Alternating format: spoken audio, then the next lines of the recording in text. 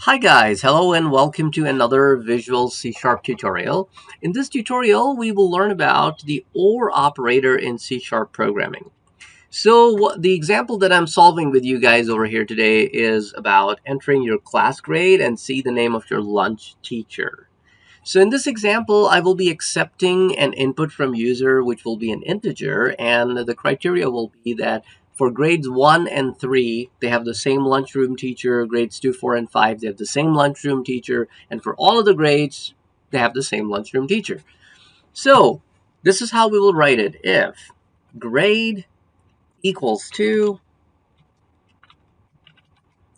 and remember, we use equals to for comparison in C#, just like Java, and we use 1 equals to for assignment, as you see on line number 16. So if grade is equals to 1, or for or we use the pipe operator, which is generally placed right above the enter key or somewhere around the enter key, and you have to press and hold the shift key and press it. It's the same key on which you have the backslash.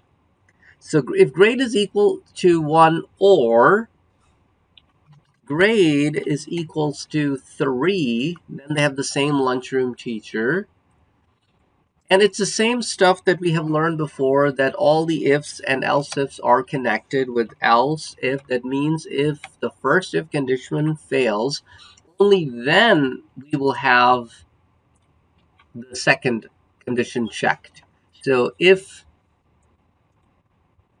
the grade is 1 or 3, the lunch teacher is Miss Petersen. If the grade is 2 or 4 or 5, so it's up to you. If you want to give multiple conditions, you have a choice of doing that too.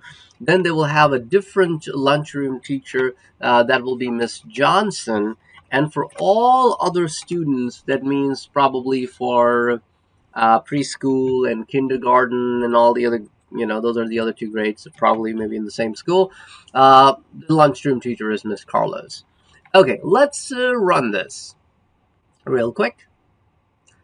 And as I enter, let's say grade 4, so I should expect to receive the lunchroom teacher to be Miss Johnson, and that's exactly what I receive as an answer. So hope you would have enjoyed this short tutorial about how to use OR operator. So OR operator, remember, works when at least one of the two conditions is true. It could be, or 2 or more. Like, for example, in line 19, we have 3 conditions ORed. So at least one of them have to be true. Otherwise, we're going to just simply ignore that and go to the next check. Catch you in the next tutorial. Don't forget to like, share, and subscribe to my channel. And let me know if you have any tutorials that you want me to make on certain topics related to computer science. Write that in the comment section. Take care. Bye.